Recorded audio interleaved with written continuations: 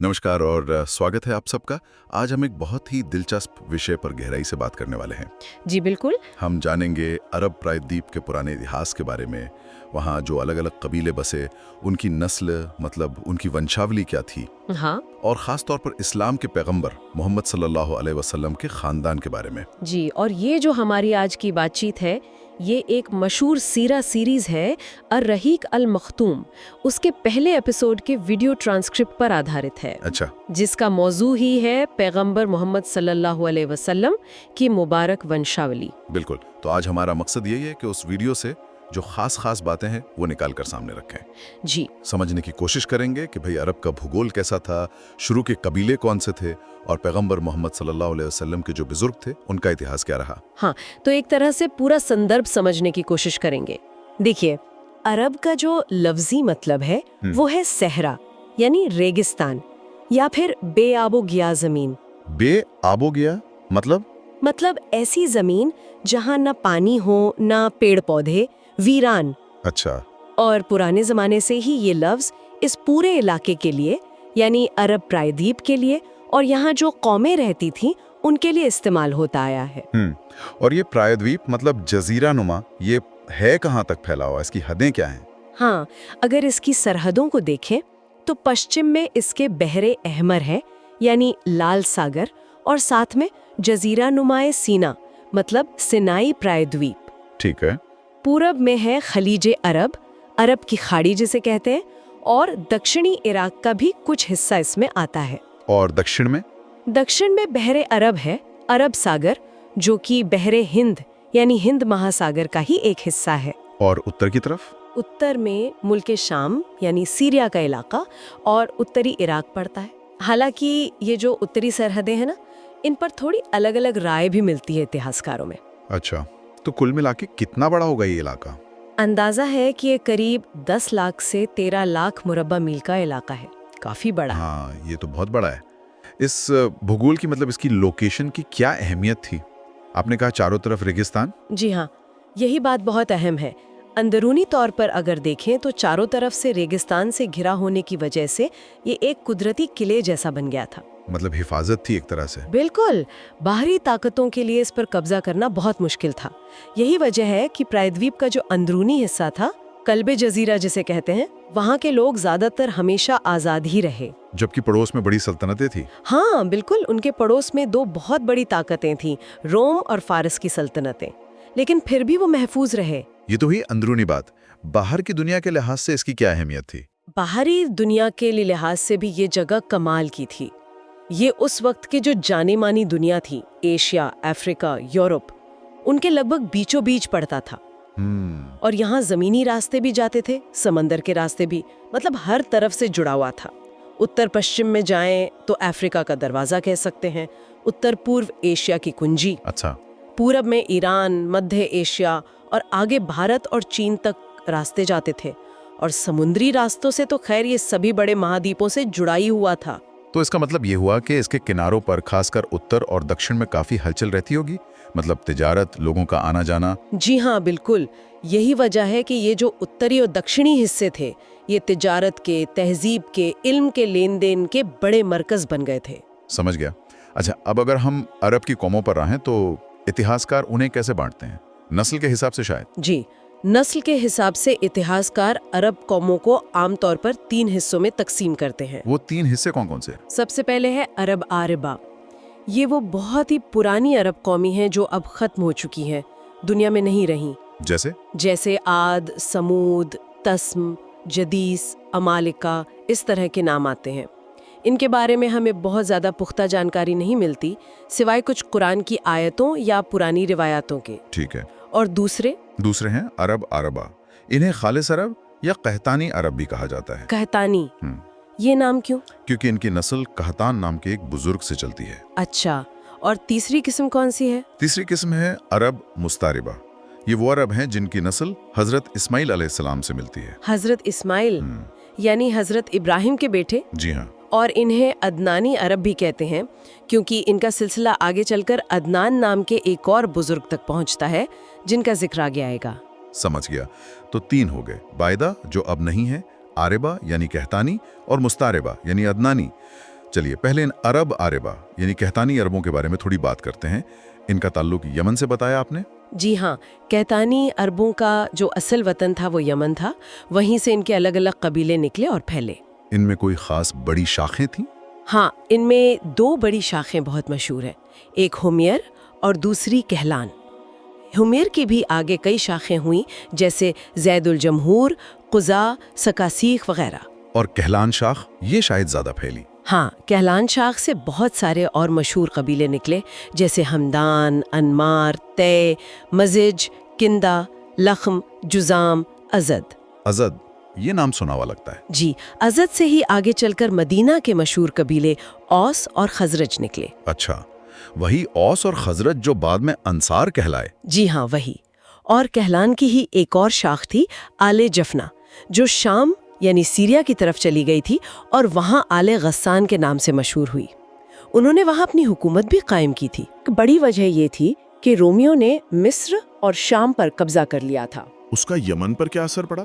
असर ये पड़ा कि यमन का जो समुद्री तिजारत का रास्ता था उस पर रोमियो का कंट्रोल हो गया और उनके जमीनी तिजारत के रास्ते भी एक तरह से बंद हो गए या बहुत मुश्किल हो गए। तो कारोबार ठप हो गया एक तरह से। जी, खासकर कहलान कबीलों का, क्योंकि हिम्यर तो वहीं रहे लेकिन कहलान निकल गए, तो शायद तिजारत पर असर एक बड़ी वजह थी। कोई और वजह? आपस में कोई झगड़ा वगैरह? ये भी मुमकिन है। कुछ इशारे मिलते हैं कि शायद कहलान और हिम्यर कबीलों के बीच कोई अंदरूनी कशमकश या इख्तिलाफ रहा हो। और वो मारिब बांध का टूटना, उसका भी जिक्र आता है। हाँ, सैले अरिम यानी मारिब के मशहूर बांध का टूटना, ये वाकया भी उनके यमन छोड़ने के वक्त के आसपास या उससे कुछ पहले का बताया जाता है। उस बांध के टूटने से यमन की जो ज़राअत थी, खेती बाड़ी थी, उसको बहुत बड़ा धक्का लगा था। तो ये भी एक वजह हो सकती है उनके निकलने की। तो जब ये कहलैन कबीले यमन से निकले तो कहाँ जाकर बसे? आपने अज़द का जिक्र किया। हाँ, अज़द कबीला अपने सरदार इमरान बिन अम्र मुज़ैकिया की क़यादत में निकला। ये कई हिस्सों में बट गया। एक हिस्सा सालबा बिन अम्र के लोग हिजाज की तरफ आए और आखिरकार मदीना में बस गए।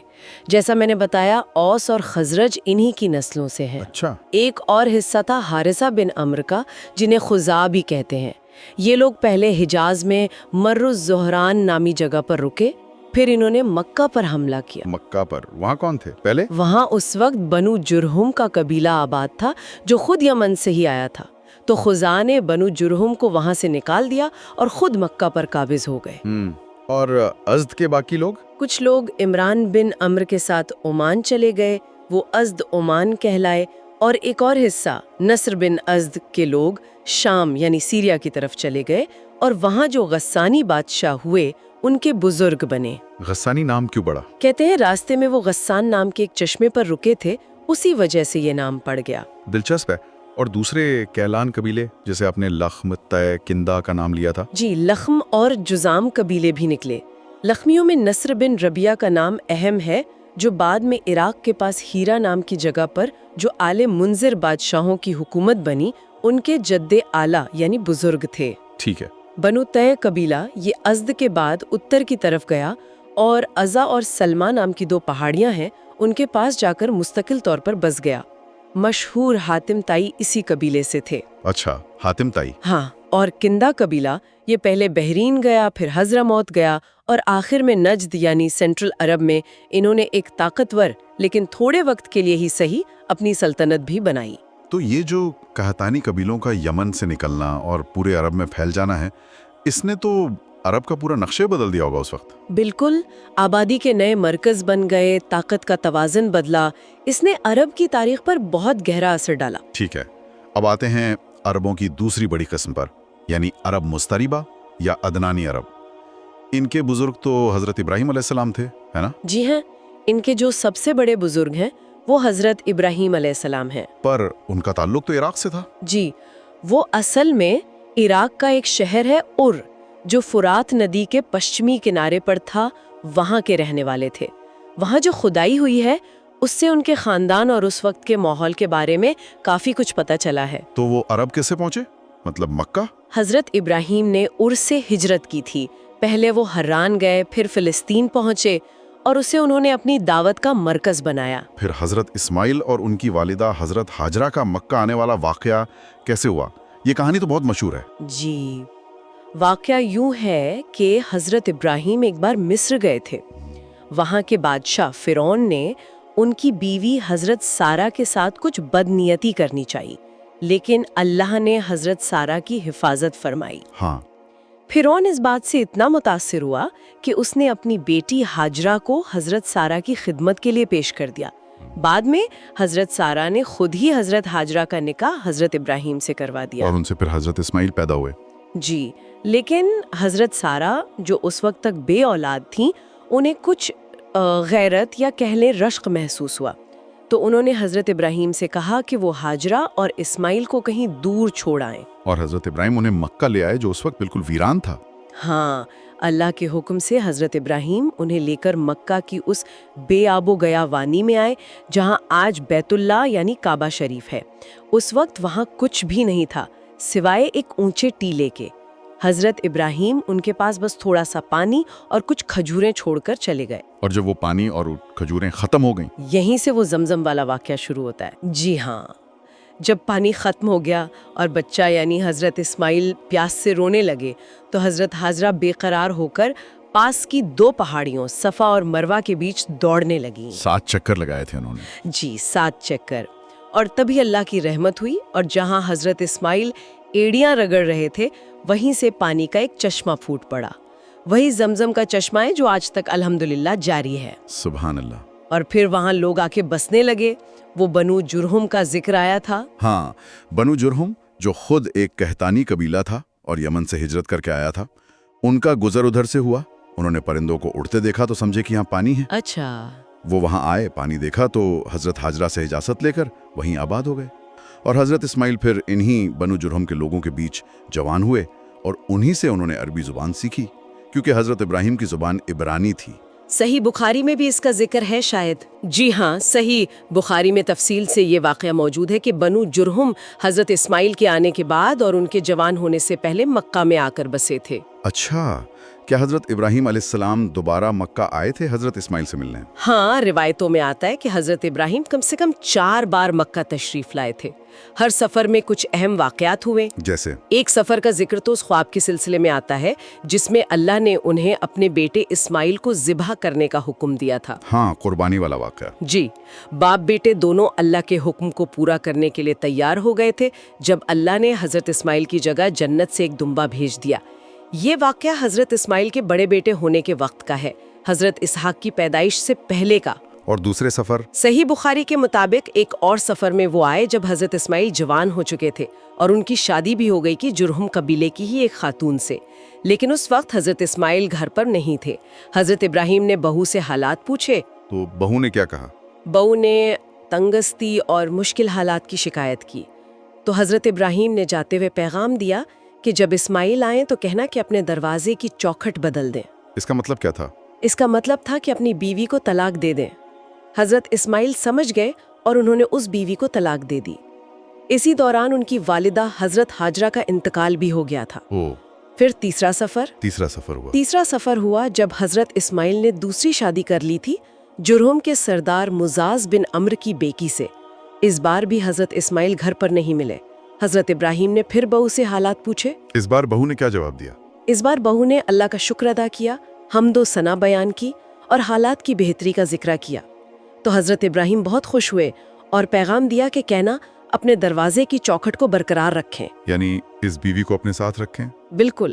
اور پھر چوتھا سفر سب سے اہم تھا شاید۔ جی ہاں، صحیح بخاری کے مطابق چوتھے سفر میں حضرت ابراہیم آئے تو حضرت اسماعیل سے ملاقات ہوئی۔ وہ اس وقت زمزم کے پاس بیٹھ کر اپنے تیر درست کر رہے تھے۔ تو باپ بیٹے ملے آخرکار؟ جی، بہت عرصے بعد ملے، اور اسی سفر میں اللہ کے حکم سے دونوں نے مل کر باپ بیٹے نے خانہ کعبہ کی تعمیر کی، اس کی بنیادیں اٹھائیں۔ جہاں وہ ٹیلا تھا پہلے؟ جی ہاں، اسی جگہ پر۔ اور کعبہ کی تعمیر مکمل ہونے کے بعد حضرت ابراہیم نے اللہ کے حکم سے حج کا اعلان کیا، لوگوں کو اللہ کے گھر کی طرف بلایا۔ اسی واقعے نے مکہ کو اتنا اہم بنا دیا۔ بالکل، مکہ عرب کا مذہبی اور ایک طرح سے سیاسی مرکز بھی بن گیا۔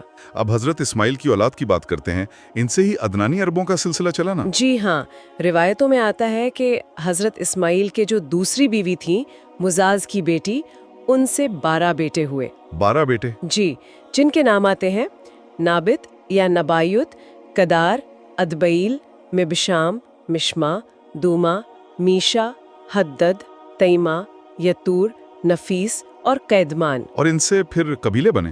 ہاں، ان 12 بیٹوں سے 12 قبیلے وجود میں آئے۔ شروع میں یہ سب مکہ میں ہی رہے، لیکن پھر آہستہ آہستہ عرب کے دوسرے علاقوں اور باہر بھی پھیل گئے۔ ان میں سے کوئی خاص قبیلہ جو مشہور ہوا ہو؟ نابت یعنی نبایوت کی اولاد بہت مشہور ہوئی۔ انہوں نے حجاز کے شمال میں ایک مضبوط حکومت قائم کی تھی جسے نباتی حکومت کہتے ہیں۔ ان کی راجدھانی بترا یعنی آج کا پیٹرا تھی۔ پیٹرا، ہاں وہ تو آج بھی موجود ہے، کمال کی جگہ ہے۔ جی، یہ لوگ تجارت میں اور خاص طور پر پتھر تراش کر عمارتیں بنانے میں بڑے ماہر تھے۔ بعد میں رومیوں نے ان کی حکومت ختم کر دی تھی۔ اچھا، ایک بات اور، کچھ علماء جیسے سید سلیمان ندوی کا خیال ہے کہ آل غسان اور مدینہ کے انصار اوس اور خزرج قحطانی نہیں بلکہ نباتی یعنی حضرت اسماعیل کے بیٹے نابت کی نسل سے تھے۔ جی اس ہاں، پر بحث ہے۔ جی ہاں، اس پر اختلاف ہے۔ زیادہ تر علماء اور نسب کے ماہر انہیں قحطانی ہی مانتے ہیں، لیکن یہ ایک دوسرا نظریہ بھی موجود ہے۔ ٹھیک ہے، اور دوسرا مشہور بیٹا قیدار؟ ہاں، قیدار بن اسماعیل، ان کی اولاد مکہ میں ہی رہیں اور خوب پھلی پھولی، اور اسی نسل میں کئی پیڑھیوں کے بعد عدنان پیدا ہوئے۔ عدنان، تو یہاں سے وہ سلسلہ جڑتا ہے جسے عدنانی عرب کہا جاتا ہے۔ بالکل، اور یہیں سے ہم پیغمبر محمد صلی اللہ علیہ وسلم کی ونشاولی تک پہنچتے ہیں۔ یہ جو نسب ہے، مطلب ونشاولی عدنان تک، یہ پوری طرح سے بھروسے مند ہے۔ جی ہاں، نسب کے جو ماہر ہیں وہ اس بات پر متفق ہیں کہ پیغمبر صلی اللہ علیہ وسلم کا جو نسب عدنان تک پہنچتا ہے وہ بالکل صحیح اور محفوظ ہے، اس میں کوئی شک نہیں ہے۔ اور عدنان کون سی پیڑھی میں آتے ہیں نبی صلی اللہ علیہ وسلم کے نسب میں؟ عدنان حضور صلی اللہ علیہ وسلم کے نسب نامے میں اوپر سے 21ویں پشت پر ہے۔ 21ویں؟ اچھا، کیا عدنان سے پیچھے حضرت ابراہیم تک کا نسب بھی معلوم ہے؟ دیکھیے، اس بارے میں تھوڑی الگ الگ رائے ہیں۔ کچھ روایتیں ایسی ملتی ہیں کہ نبی کریم صلی اللہ علیہ وسلم خود اپنا نسب عدنان تک ہی بیان فرماتے تھے اور اس سے اوپر جانے سے منع کرتے تھے۔ اچھا، کیوں؟ حضرت اسماعیل اور پھر حضرت ابراہیم تک کی کڑیوں کو جوڑا ہے۔ تو ان کے حساب سے کتنی پیڑھیاں بنتی ہیں بیچ میں؟ ان کے حساب سے عدنان اور حضرت ابراہیم کے درمیان تقریباً 40 پشتیں یا پیڑھیاں آتی ہیں۔ کافی لمبا سلسلہ ہے۔ جی، خیر، عدنان تک کا سلسلہ تو مسلم ہے۔ عدنان کے بیٹے ہوئے ماد، اور ماد کے ایک ہی بیٹے کا ذکر ملتا ہے جو بہت مشہور ہوئے، نزار، یا کچھ لوگ نزار بھی کہتے ہیں۔ نزار، ان سے پھر کون سے بڑے قبیلے نکلے؟ نزار کے آگے بیٹوں سے عدنانی عربوں کی 2 بہت بڑی اور اہم شاخیں نکلیں، ایک ربیہ اور دوسری مزر۔ ربیہ اور مزر، یہ نام سنے ہیں؟ جی ہاں، یہ عدنانی عربوں کے گویا 2 بڑے حصے بن گئے۔ ربیہ اور مزر کی اولاد سے پھر بے شمار قبیلے پھیلے۔ ربیہ کی اولاد کہاں کہاں پھیلی؟ کوئی مشہور قبیلے؟ وائل سے پھر آگے بکر اور تغلب نکلے، جن کی آپس کی لڑائیاں جیسے جنگ بسوس عرب کی تاریخ میں بہت مشہور ہیں۔ بنو حنیفہ بھی ربیہ سے تھے۔ یہ لوگ زیادہ تر بحرین، یمامہ اور عراق کے آس پاس کے علاقوں میں پھیلے۔ اور مزر، ان کی اولاد؟ مزر کی اولاد آگے 2 اور بڑی شاخوں میں تقسیم ہوئی، ایک قیس اعلان بن مزر اور دوسری الیاس بن مزر۔ قیس اعلان سے کون سے قبیلے نکلے؟ قیس اعلان سے بھی بہت بڑے بڑے قبیلے نکلے، جیسے بنو سلیم، بنو حوازن جن کا ذکر غزوہ حنین میں آتا ہے، بنو غطفان جن سے آگے اپس، زبیان، اشجع جیسے قبیلے نکلے۔ یہ زیادہ تر حجاز اور نجد کے علاقوں میں آباد تھے۔ اور دوسری شاخ الیاس بن مزر، پیغمبر صلی اللہ علیہ وسلم کا تعلق اسی شاخ سے ہے نا؟ جی ہاں، بالکل۔ الیاس بن مزر کی اولاد سے آگے چل کر تمیم بن مرہ، حزیل بن مدرکہ، بنو اسد بن خزیمہ اور کنانہ بن خزیمہ کے قبیلے وجود میں آئے۔ کنانہ، یہیں سے قریش نکلے۔ جی۔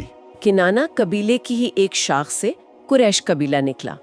اصل میں قریش کا لقب فہر بن مالک بن نظر بن کنانہ کو ملا تھا، اور پھر ان کی ساری اولاد قریش کہلانے لگی۔ تو قریش کنانہ کی ہی ایک شاخ ہے، اور یہ مکہ کا سب سے طاقتور اور عزت والا قبیلہ بن گیا۔ ہاں، لیکن شروع میں ایسا نہیں تھا۔ شروع میں قریش کی جو الگ الگ شاخیں تھیں، جیسے جمع، سہم، عادی، مخزوم، تیم، زہرہ وغیرہ، یہ کنانہ کے باقی قبیلوں کے ساتھ مکہ کے آس پاس بکھری ہوئی تھیں۔ تو پھر یہ مکہ کے سردار کیسے بنے؟ یہ شرف انہیں دلایا کنانہ کی ہی نسل میں ایک بہت ہی قابل اور دوراندیز سردار نے، جن کا نام تھا قصی بن کلاب۔ قصی بن کلاب، ہاں، ان کا نام تو بہت اہم ہے مکہ کی تاریخ میں۔ جی ہاں، قصی نے جو بکھرے ہوئے قریش تھے ان سب کو مکہ شہر کے اندر اکٹھا کیا۔ انہوں نے کعبہ بھی دیکھ ریکھ، حاجیوں کی خدمت، مشورے کے لیے دار الندوہ بنانا، یہ سارے انتظامات اپنے ہاتھ میں لیے اور قریش کو مکہ میں سرداری اور عزت دلائی۔ ان سے پہلے مکہ پر خزاع قبیلے کا قبضہ تھا۔ اچھا، تو قصی نے خزاع سے مکہ کی حکومت لی؟ ان کے بعد کون اہم ہوئے؟ قصی کے کئی بیٹے تھے جن میں عبد مناف بہت مشہور ہوئے۔ قصی کے بعد مکہ کے جو اہم عہدے تھے وہ عبد مناف اور ان کے بھائیوں میں تقسیم ہوئے۔ عبد مناف، ان کے کتنے بیٹے تھے؟ عبد مناف کے 4 بیٹے مشہور ہیں۔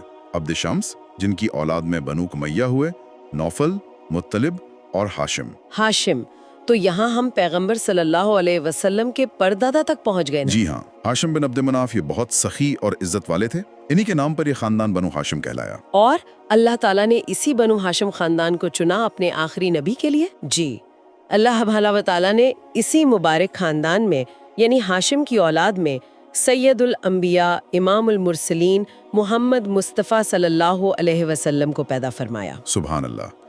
ایک حدیث بھی ہے نا جس میں حضور صلی اللہ علیہ وسلم نے اپنے نسب کے چنے ہوئے ہونے کا ذکر فرمایا ہے۔ جی ہاں، صحیح مسلم شریف میں حضرت واطلہ بن اسقا رضی اللہ عنہ سے روایت ہے، وہ کہتے ہیں کہ میں نے رسول اللہ صلی اللہ علیہ وسلم کو یہ فرماتے ہوئے سنا، بے شک اللہ نے ابراہیم کی اولاد میں سے اسماعیل کو چنا اور اسماعیل کی اولاد میں سے بنو کنانہ کو چنا اور بنو کنانہ میں سے قریش کو چنا اور قریش میں سے بنو ہاشم کو چنا اور بنو ہاشم میں سے مجھے چنا۔ اللہ اکبر، مطلب نسل در نسل اللہ نے بہترین کو چنتے ہوئے اپنے حبیب صلی اللہ علیہ وسلم کو بھیجا۔ جی، اور حضرت ابن عباس رضی اللہ عنہ سے بھی ایک روایت ہے کہ اللہ نے مخلوق کو پیدا کیا تو مجھے یعنی نبی صلی اللہ علیہ وسلم کو بہترین فریق گروہ میں رکھا، پھر ان کے 2 گروہوں میں سے بہتر میں رکھا، پھر قبیلوں کو چنا تو مجھے بہترین قبیلے میں رکھا، پھر گھرانوں کو چنا تو مجھے بہترین گھرانے میں رکھا، لہٰذا میں ان میں ذات کے لحاظ سے بھی سب سے بہتر ہوں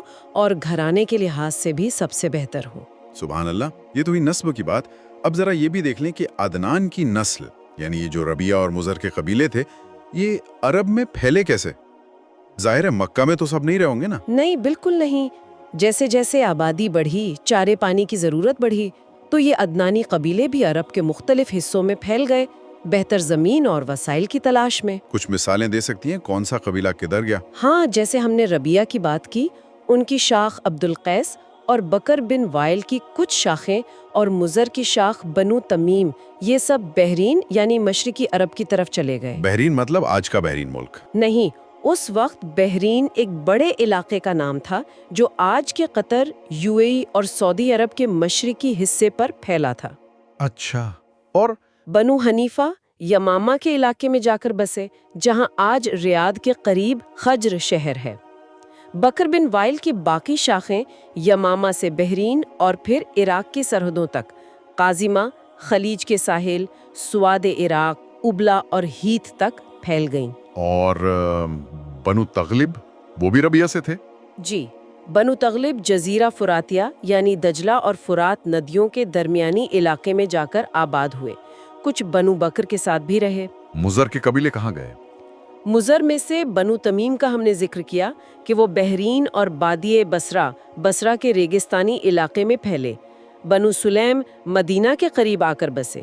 وادی القرا سے خیبر تک اور مدینہ کے مشرق میں حر بنو سلیم تک ان کا علاقہ تھا۔ بنو ثقیف وہ بھی مضر سے تھے؟ ہاں، وہ قیس اعلان کی شاخ حوازن سے نکلے تھے۔ وہ طائف کے پہاڑی علاقے میں جا کر آباد ہو گئے۔